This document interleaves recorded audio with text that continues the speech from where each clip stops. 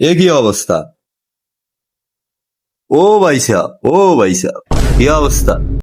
ওই মিয়া ভাই দিলেনি নষ্ট করি আমারে পরে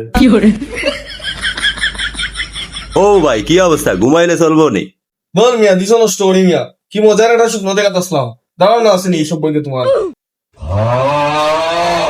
আচ্ছা তার স্বপ্নটা একটু এক্সপ্লেন করেন, আমরাও একটু শুনি বুঝি।